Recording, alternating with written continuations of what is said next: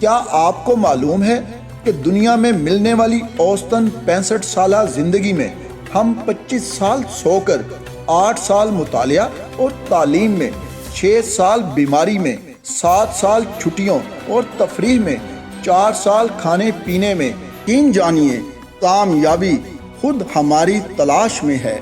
کامرانی ہمارا راستہ دیکھ رہی ہے۔ دنیا کی چوتھی ذہین قوم یعنی ہر پاکستانی کی ذہانت اور خدا داد صلاحیتیں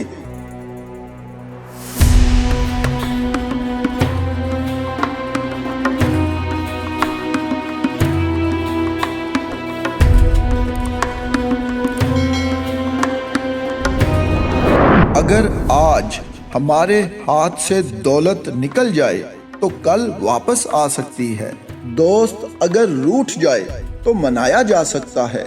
فلک بوس عمارت اگر راکھ کا ڈھیر بن جائے تو نئے سرے سے تعمیر ہو سکتی ہے، کاروبار میں ہونے والا نقصان پورا کیا جا سکتا ہے، لیکن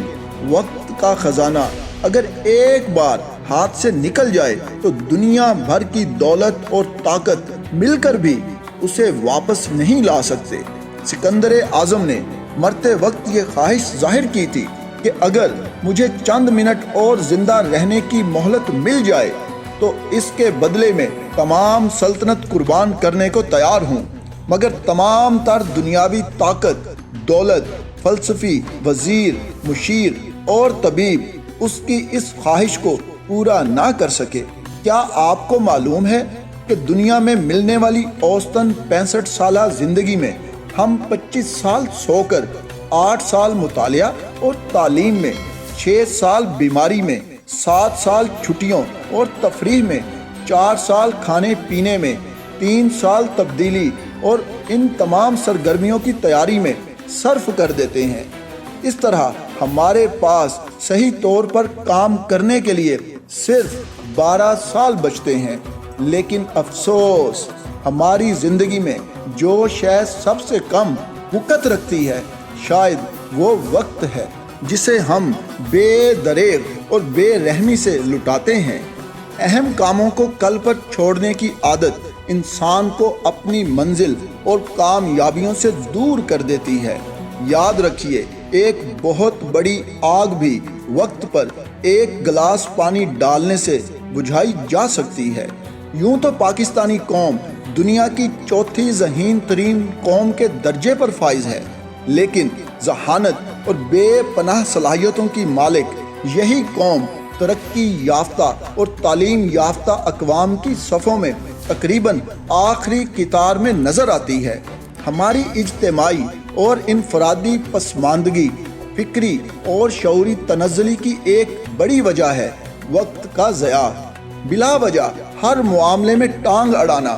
دفتر، سکول، کالج اور یونیورسٹی دیر سے جانا، زمانہ طالب علمی میں فضول کاموں میں دل لگانا، تعمیری کاموں سے جان چھڑانا، نجی اور سرکاری میٹنگز اور تقریبات میں بے جا انتظار کرانا، گھنٹوں لا حاصل بحث کرنا،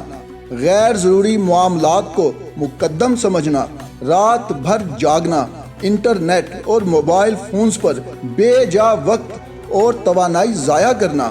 دن میں گھنٹوں غیر ضروری سونا، دفتری اور تدریسی اوقات کا بیشتر وقت سوشل میڈیا پر گزارنا، وقت کا ضیاع کرنا اور اس پر اترانا، ہمہ وقت فارغ رہنا اور مصروف دکھائی دینا ہمارا قومی مزاج بن چکا ہے۔ یقیناً ایسی قوم کے لیے ترقی اور خوشحالی خواب بن کر رہ جاتے ہیں۔ قدرت نے وقت کی دولت کو سب میں برابر تقسیم کیا ہے،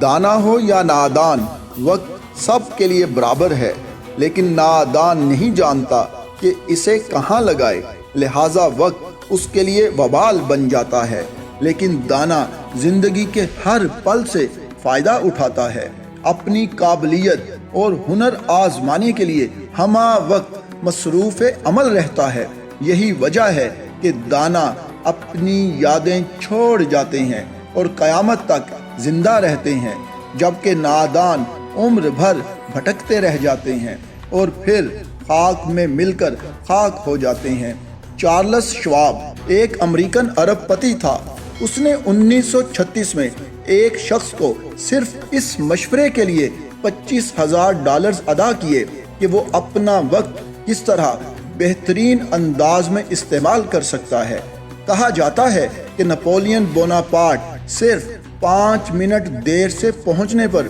واٹرلو کی جنگ ہار گیا تھا۔ قرون اولیٰ کے مسلمانوں کی وقت کی حرص بعد کے لوگوں کی درہم و دینار کی حرص سے بھی بڑھی ہوئی تھی۔ اسی حرص کے سبب ان کے لیے علم نافع، عمل صالح، جہاد اور فتح مبین کا حصول ممکن ہوا۔ بلا شبہ ہر انسان کا نارمل اور صحت مند زندگی گزارنے کے لیے جذبات، احساسات اور خواہشات کا اظہار کرنا اور دوست احباب کے ساتھ وقت گزارنا ایک فطری اور ضروری عمل ہے، لیکن جب یہ عمل اعتدال کی حدیں کراس کر جائے تو وقت کا ضیاع بن کر ناکامی اور رسوائی کا باعث بن جاتا ہے۔ ترقی یافتہ اقوام اسی اعتدال کے ساتھ وقت کا استعمال اور دنیا پر راج کر رہی ہیں۔ یقین جانیے، کامیابی خود ہماری تلاش میں ہے، کامرانی ہمارا راستہ دیکھ رہی ہے۔ دنیا کی چوتھی ذہین قوم یعنی ہر پاکستانی کی ذہانت اور خدا داد صلاحیتیں اپنے اظہار کے لیے بے تاب ہو رہی ہیں۔ تعبیریں ہمارے دروازے پر دستک دے رہی ہیں، لیکن اگر ضرورت ہے تو صرف اور صرف خواب غفلت سے بیدار ہونے کی، کیونکہ خوابوں کو حقیقت بنانے کا بہترین طریقہ یہ ہے کہ وقت پر بیدار ہوا جائے۔ یقیناً جس دن ہماری ذہین قوم نے اپنے اور دوسروں کے وقت کی قدر کرنا شروع کر دی، اسی دن ہماری انفرادی اور اجتماعی زندگی میں تبدیلی اور انقلاب آ جائے گا۔